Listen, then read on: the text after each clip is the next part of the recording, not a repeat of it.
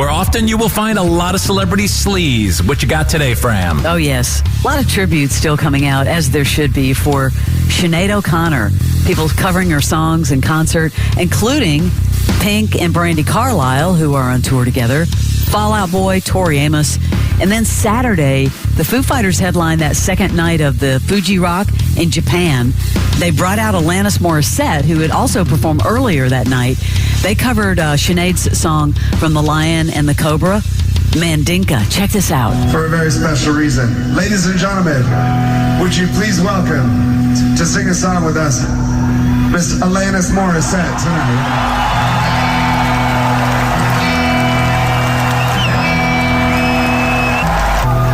We're singing this song for a reason tonight.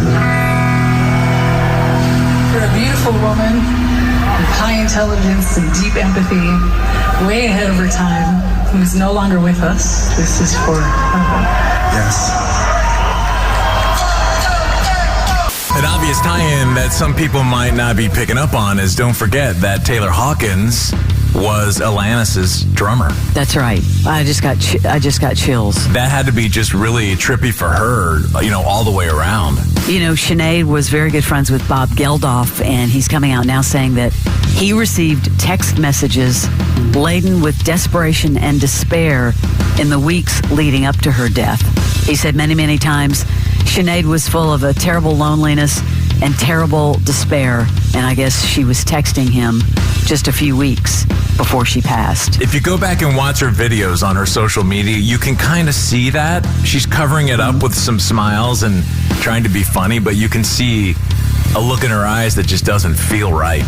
The band Disturbed got drenched when their pyro set off the venue sprinklers in Houston. They were doing a gig. They have 3 massive pipes above them spewing out flames. Well, the sprinklers went off a few minutes into the song and heavily rained down on the band and on the crowd.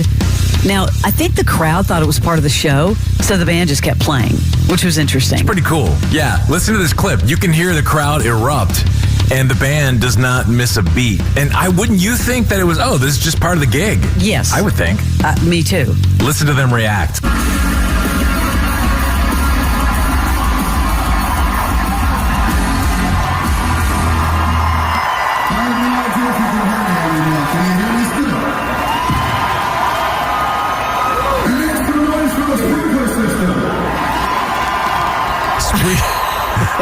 Sprinkler system. Disturbed. That was classic and looked exactly like it should have been there. Barnes, now we have the Barbie test. Yes, women are subjecting their mates to the Barbie test. Basically, if you don't like the movie or you don't get it, well, guess what? You might not be my boyfriend. That's what people are talking about. And I was like, okay, yeah, right. But I was just looking at the box office again. Barbie got $93 million in North American theaters over the past weekend, marking one of the most successful second weekend performances for any movie in history. And so I guess globally now it's out of control by the numbers, 122 million outside of the United States. It's just getting bigger and bigger. And by the way, Oppenheimer doing well as, beginning. They're saying that brought in 118 million worldwide. So they're both just killing it. For a quiet historical movie, those are some pretty historical numbers. Yeah, huge. Quiet meaning like it's just not, it's not like a shoot 'em up or a big, it's just, it's a long one too. It's a long one, big cast, big director. I've got your Kevin Costner divorce update. His estranged wife has moved out. You saw moving trucks backed up to the front door. Yeah, a few days ago, the court-ordered move-out day. Multiple vehicles were spotted arriving at their home in California, a bunch of U-Hauls. Where do you think this is going to end up? I don't know, but she's actually giving in, though, because didn't she have to be out by, it was August 1st, right? Yeah, she's actually moving out. And there's some other Costner news, believe it or not, outside of his divorce. Costner, I guess, went on Instagram and he said, excited for another adventure with my friend. And he's talking about Morgan Freeman. Remember they did the movie Robin Hood, Prince of Thieves? Yes. That was in 1991. Well, he posted this throwback photo of him with Morgan. Excited for another adventure with my friend. So now everybody's like, oh, there's going to be another Robin Hood or maybe another movie. I guess they are going to produce a series called The Grey House. According to Deadline, The Grey House is a Civil War spy drama, also in works for Paramount. So we'll see. He and Morgan Freeman back together again. So he's working. Costner is working. Nothing's slowing him down. But what is slowing everyone down, obviously, is the strike.